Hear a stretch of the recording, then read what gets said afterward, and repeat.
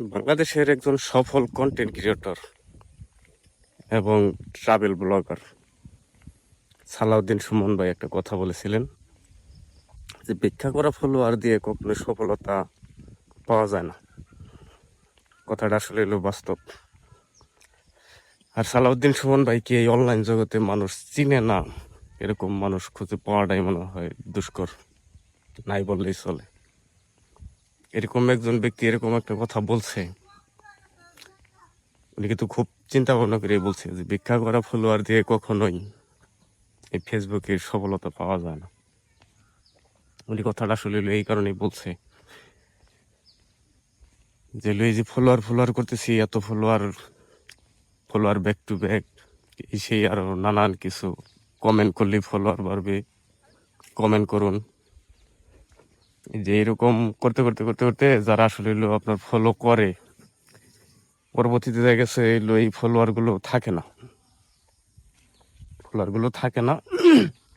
Follower গুলো উদাও হয়ে যায়।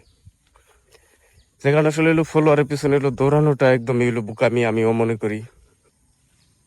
যদি আপনার কন্টেন্ট যদি ভালো হয়, আপনার ভিডিও যদি ভালো হয়, কোয়ালিটি সম্পন্ন হয়, ভিডিওগুলো কোনো এই বোঝার মতো হয়, জ্ঞানের মতো হয়, দেখার মতো হয়, তাহলে ফলোয়ারের পিছনে আসলে দৌড়ানোর কোনো প্রয়োজন নাই।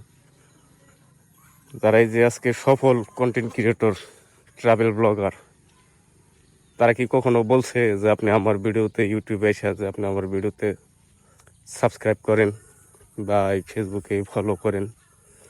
তারা কখনো আসলে এই ধরনের কথা বলে না। তারা আছে তাদের সঠিক গাইডলাইন নিয়ে, তারা আছে তাদের কাজ নিয়ে। যদি আসলে ভিডিও যদি ভালো হয়, দেখার মতো হয়, বোঝার মতো হয়, বুঝের ভিতরে যদি থাকে, তাহলে কেউ না কেউ আপনাকে ফলো করবেই। এমনকি সেই যে ফলো করবে ওইটাই রিয়েল ফলোয়ার, ওইটাই হবে আসল ফলোয়ার। আশা করি বুঝতে পারছেন কথাটা। ধন্যবাদ তাহলে সবাইকে, ভালো থাকবেন।